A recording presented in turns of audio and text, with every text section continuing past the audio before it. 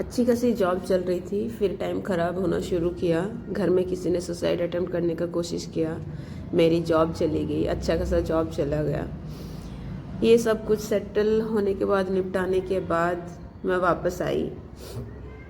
वापस आके रहने के लिए कहीं जगह नहीं था, हॉस्टल वालों ने छोड़ने बोल दिया था।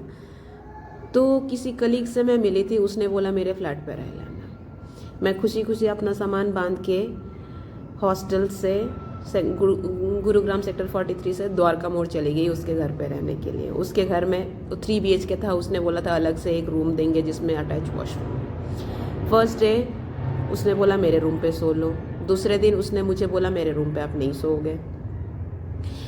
बहुत कुछ हुआ, सब कुछ मुझे वहाँ पे सब कुछ सेटिंग अजीब लग रहा था। अचानक से उसके भाई का बर्थडे आ जाता है, दूसरों के घर में बर्थडे सेलिब्रेशन होता है, एंड वो लोग मुझे कुछ सही नहीं लगे। जिसके घर में बर्थडे सेलिब्रेशन हुआ उसमें एक गुरुजी है, उसके साथ जो औरत रह रही है अपनी बेटी के साथ, गुरुजी अपने बेटे के साथ रह रहे हैं, गुरुजी के साथ एक औरत रहती है, उसके साथ एक बेटी रहती है।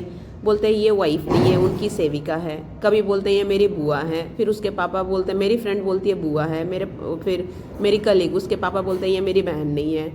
मुझे कुछ समझ में नहीं आया। दूसरे दिन वो लोग मुझे बोलते हैं आप दरवाज़ा खोल के सो। उसके बाद जैसे ही मैं दूसरे खाना देने का उनका प्रॉमिस था, 6,500 में बात हुआ था, तो मैंने बोला था मंथ एंड में दे देंगे। दूसरे दिन उनका 15,000 का डिमांड आता है। उसके बाद मैंने जैसे ही पापा को फ़ोन किया तो वो नहीं हो पाया, पापा पेंशनर है, नहीं हो पाया।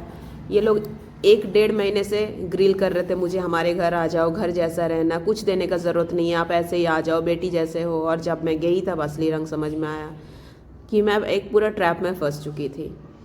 उसके बाद जब मैंने बोला कि पैसा नहीं हो पा रहा है, 15,000 अभी कहाँ से दूँ, तो दूसरे दिन जैसे ही मैं स्कूल निकल के गया, अभी तक 24 घंटा हुआ नहीं है, दूसरे दिन जैसे ही मैं स्कूल गई इन्होंने दरवाज़ा बंद कर दिया, मेरा सामान देने से मना कर दिया। बोल दिया कि कभी बोलते हैं पोर्टर से भिजवा देंगे, कभी बोलता है सामान नहीं देंगे। ये उनका अपार्टमेंट है द्वारका मोड़ में, उस सामान देने के लिए टोटली डिनाई कर दिया।